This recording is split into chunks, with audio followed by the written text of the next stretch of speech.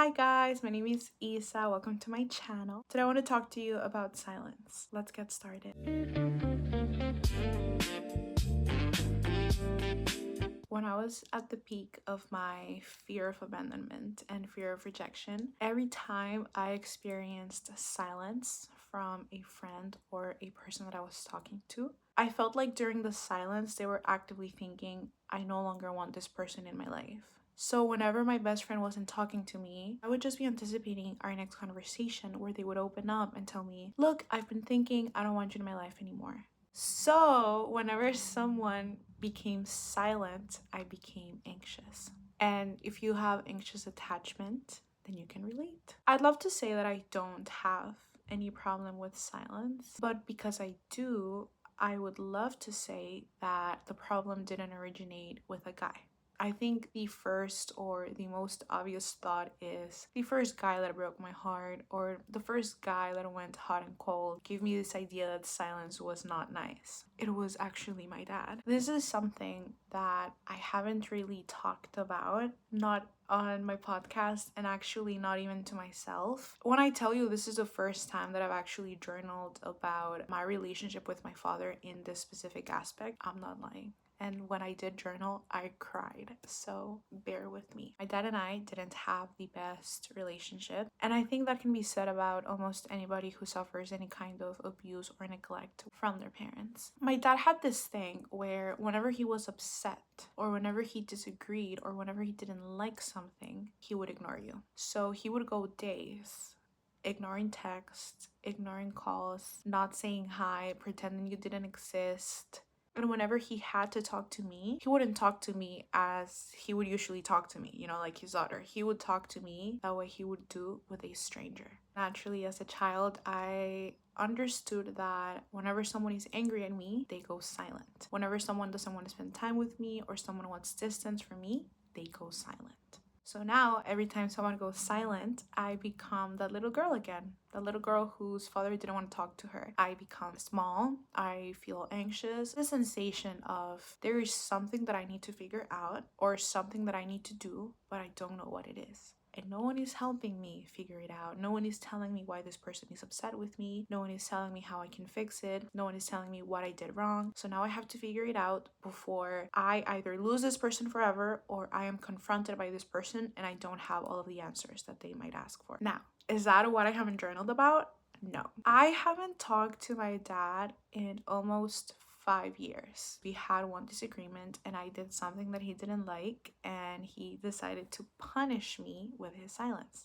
I didn't give in because I was old enough to understand that what my dad wanted was for me to not really apologize but to beg for forgiveness. And I wasn't gonna do that. First of all, you should never beg for something. Second of all, if you were to beg, you shouldn't beg stuff to your own family. So he stopped talking to me about a month before I moved out of the country. And when I was moving out of the country, he didn't say goodbye or anything. I'm telling you, completely shut out. I was too excited to even care. I was moving to the other side of the continent. I was going to start a new life, start university, make new friends, become independent. I had so many things in my mind that I wasn't really thinking, oh, my dad doesn't want to talk to me and that makes me upset.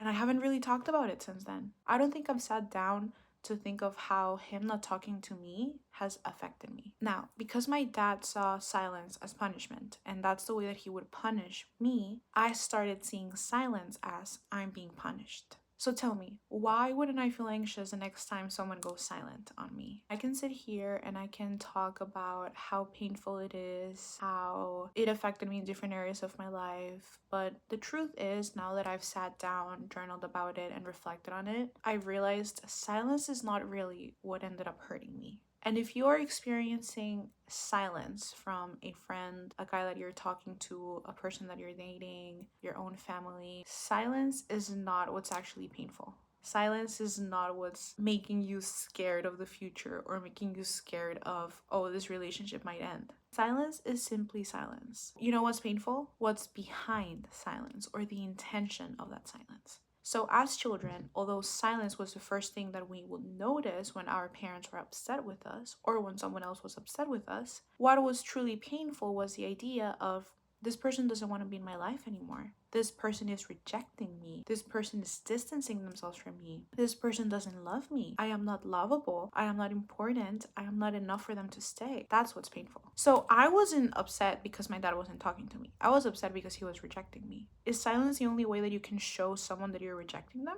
No. But it is one of the first methods that people choose, and it is one of the most obvious things that we can notice. So what's actually painful is not really, oh, this person is not talking to me, but rather, what does this mean? What are the intentions that this person has that they're no longer talking to me? Is it rejection? Is it abandonment? Are they trying to punish me? Obviously, as a child, I couldn't differentiate that. I couldn't tell myself, oh, he's being silent because he is actually avoiding himself. Most people who go silent don't do it intentionally because they want to punish you or because they want to hurt you. Maybe that's the first thought they have in their mind, but that's because they lack the self-awareness to understand. The alternative of me going silent is me having a conversation about it, me confronting the other person about what they said, about what they did, about how I feel, about how I'm feeling hurt, about how I'm feeling betrayed, about how I'm scared of trusting them again. That's what's actually going on. So, for example, an avoidant. They start liking someone, they start feeling triggered, so then they ghost. They're not ghosting this person because they want to hurt them. They're not ghosting this person because they want to punish them. They're ghosting this person because the alternative of them ghosting them is them having enough awareness and acknowledging, hey, I'm actually scared of something. I don't know what to do. I don't feel ready for this. That's not a conversation they're ready to have. Am I saying this for us to completely forget that avoidant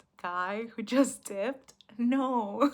At the end of the day, does it matter the intention behind someone's silence? Yes. And I will dive a little bit deeper on that closer to the end of the video. What I want to focus on right now is what's most important for us is the way that we interpret that silence. Think about it. When I experienced silence as a child, I started believing a certain something about myself. I started believing I am someone people reject. I am someone people stay away from. I am someone people need distance. So as I grew older and I started experiencing silence from different people, somehow it was always silence right before the end of a connection. I started using that silence to confirm the identity I had of myself. And that's what most people do. We think, oh, this person went silent. It means they don't like me anymore. It means that I wasn't enough to have them stay. It means that I am someone people always leave. We use that silence to validate or confirm that idea we have of ourselves when it's not really true. Silence is silence. We get to interpret it in whichever way we want. But most of the time we interpret it as there is something wrong with me, and that's why people are leaving my side.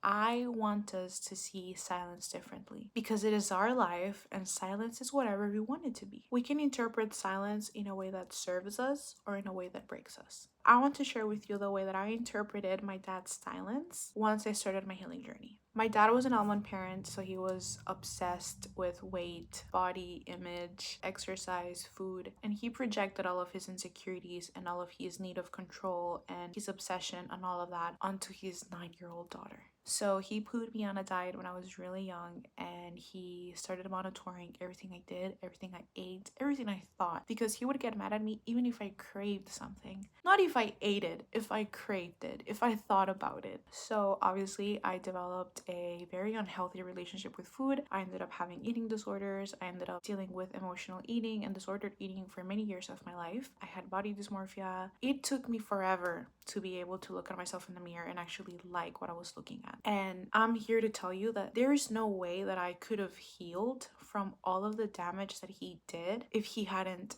cut ties with me. I needed this person out of my life for me to realize the way that I'm thinking about food, the way that I'm thinking about health or my body image is not okay, is not healthy. It's making me anxious, it's making me hate myself, it's making me small. So a few months after my dad and I stopped talking, I kept having his voice in my mind, but I couldn't differentiate his voice from mine. So every time I ate something, I would hear him, "Why did you eat that? That's gonna make you so fat. You're always eating things that make you so fat." That was him, but I didn't know that. I thought that was me. So then I had like this therapy session, and my therapist told me, you're just repeating to yourself everything he told you. So even though he is physically out of your life, mentally he's like still there. And that opened my eyes. All of the negative beliefs I had of myself, all of my limiting beliefs, were not actually mine. It was my dad's voice on repeat. And I think that's what happens to most people. Most of the negative things that you believe of yourself, it's not actually you believing that of yourself, but your parents who believed that or told you that, and you just went with it. So once I realized, okay, this is not my voice, these are not my thoughts, this is not the way that I actually see myself, this is how my dad sees me, this is how I interpreted his words, this is how I believed everything he told me, that's the moment where I could actually ask myself, do I want to keep having these thoughts? Do I want to keep believing what he told me? And that's when I started separating from what he told me and what I believed was true, how I wanted to think of myself, and everything that has to do with self-concept. And now, 3 years later, like into my healing journey, I look at myself in the mirror and I believe I'm so beautiful. I look at my body and I don't think I need to lose weight. I no longer think of weight loss every single day of my life. I no longer think the worst thing I can do is gain weight.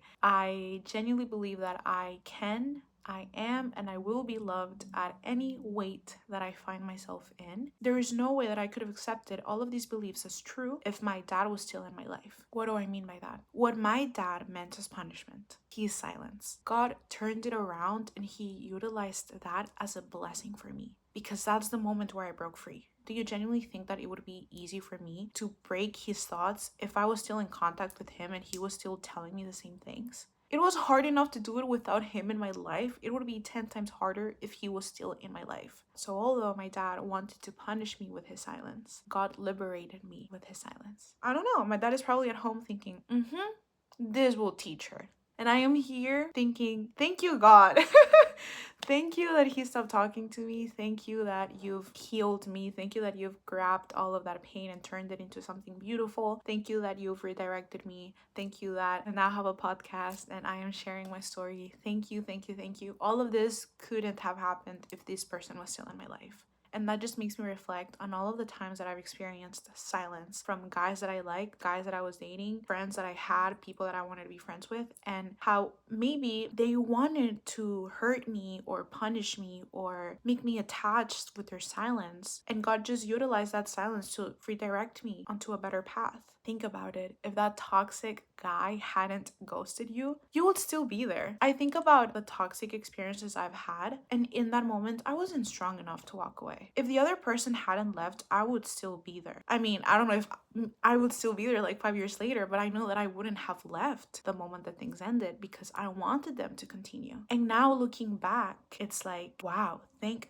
God that didn't work out. Thank God this person actually left my life. Because if they didn't, not only would I not know where I'd be, but I know for a fact that I wouldn't be who I am today. And I love who I am today. Although that closed door was painful in that moment and that silence made me feel like I wasn't worth it and I was just someone that people kept rejecting, God was protecting me. God utilized that silence to liberate me and redirect me to something that was more in alignment with what he had for me and who I want to be. So I started thinking, just because my dad views silence as punishment, and just because I learned to view silence as punishment, that doesn't mean that I have to keep viewing silence as punishment. And if you had a similar experience to mine, or even if you didn't, even if you had a complete different experience, but for some reason you still feel like silence is punishment, that doesn't mean that you need to continue viewing silence as punishment. I want us to see silence as a place to grow. I want us to see silence as redirection. So I made a list of how silence is actually a good thing for me. Now,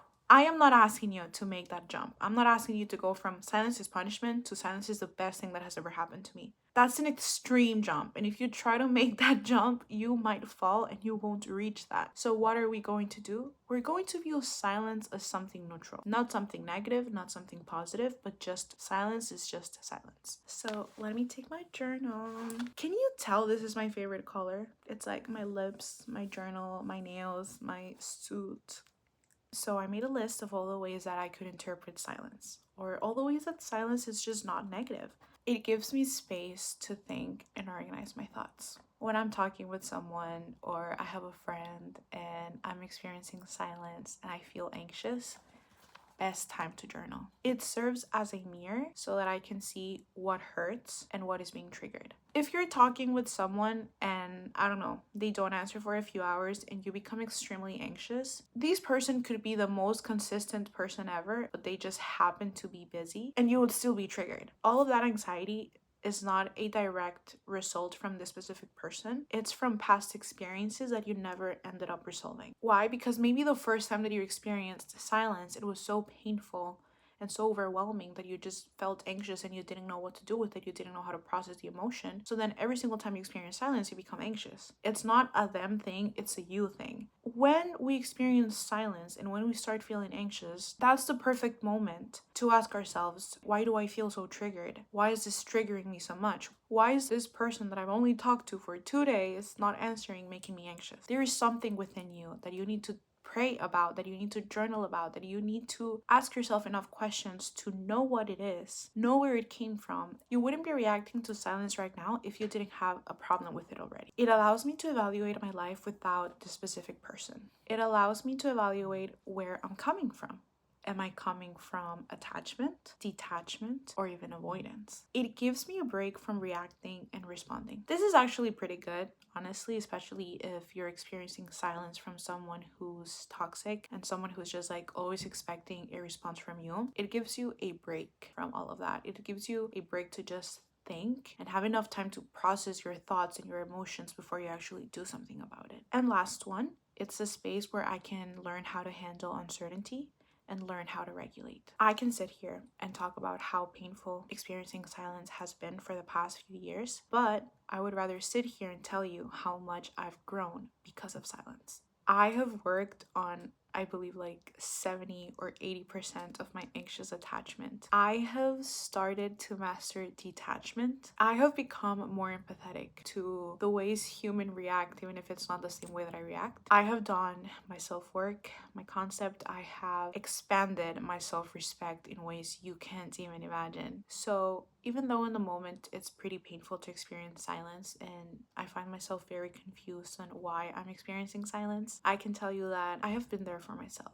and I have chosen myself and I have grown and I have gotten closer to God. I have developed a better understanding of myself and why I react the way that I react, what makes me feel good when I feel anxious, why I don't like certain things. And I'm not gonna sit here and be like, I want to thank every single person that has ghosted me and every single person that just decided to stop talking to me because thanks to you, I'm smarter. Thanks to you, I'm wiser. No, it's not thanks to them. It's thanks to God. It's thanks to myself. Why? Because I decided, thanks to God, because God guided me to think this way, I won't be using this silence to validate or confirm my limiting beliefs. I'm not going to use this silence to tell myself that I am rejected and that nobody likes me. No, I am going to use this silence to heal what needs to be healed. I am going to use this silence to grow what needs to grow, to let go of the limiting beliefs that need to be let go. And I'm going to expand. I'm going to bloom. I will bloom and I will flourish like the beautiful flower that I am.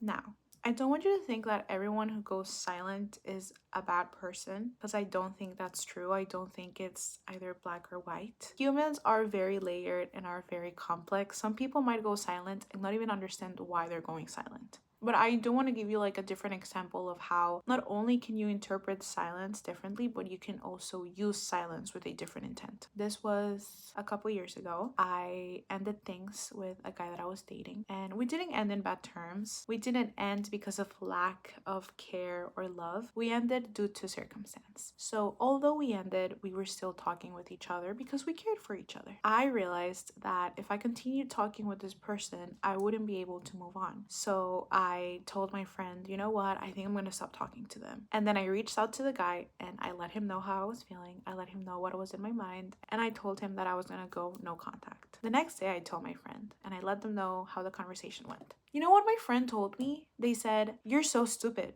Why did you tell them? The point was for you to keep them wondering on why you weren't replying to your text or even initiating it. You ruined it by telling him."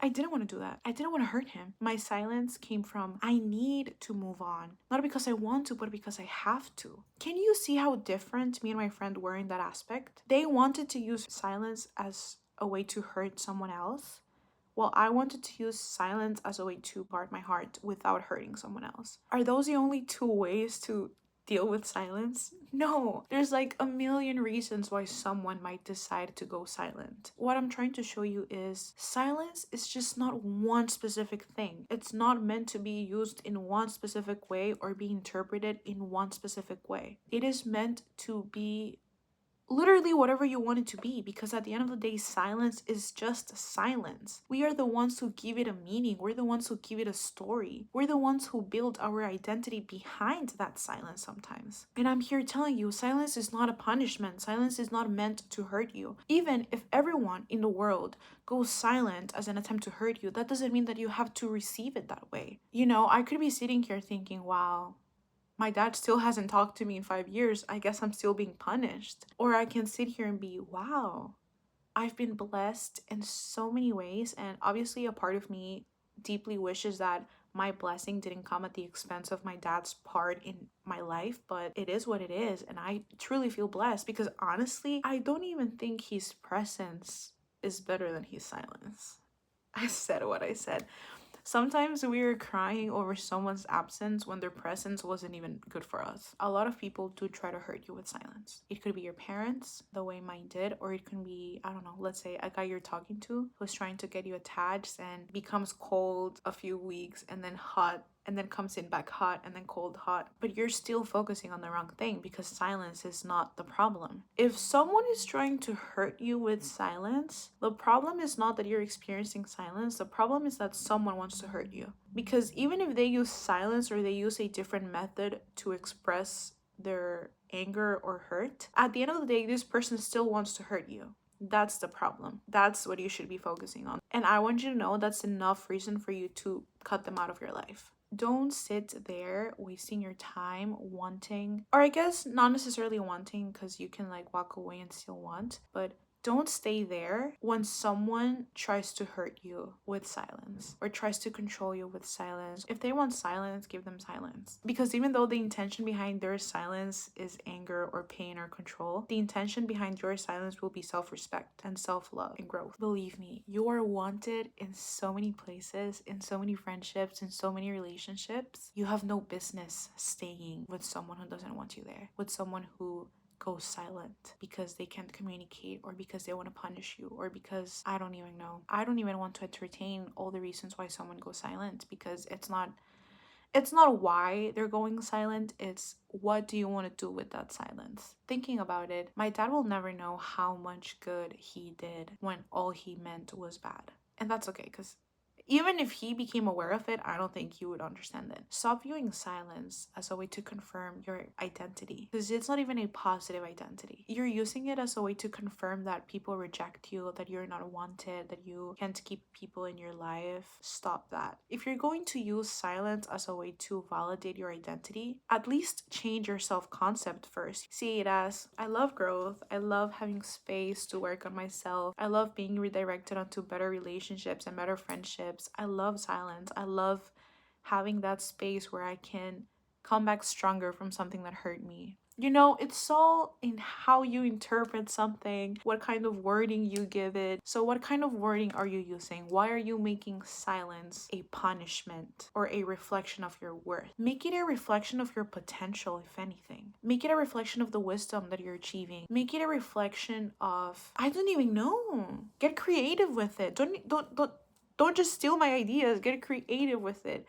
How can you use silence as something positive in your life? Just because someone is utilizing silence to hurt you doesn't mean that you have to receive silence with that energy. Perhaps silence and distance from someone who wants to hurt you, or someone who's not serious about you, or someone who is inconsistent. Maybe that silence and maybe that distance is not the worst thing in the whole world. Maybe that's just exactly what you need because you deserve better.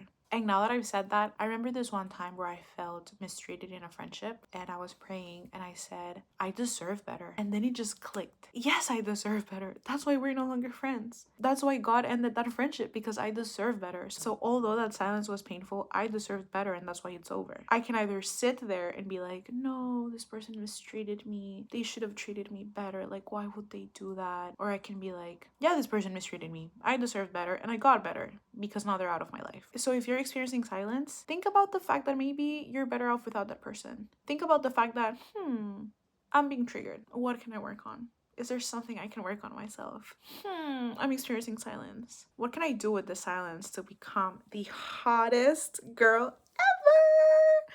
Or I guess hottest person ever. Lol, sometimes I see myself be so cheerful and I'm like, I'm such a kid.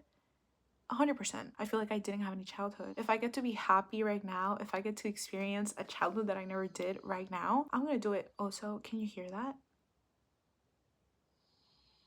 That's my dog. She's sleeping. Oh, she's so cute. I'll put a picture so you can see my dog.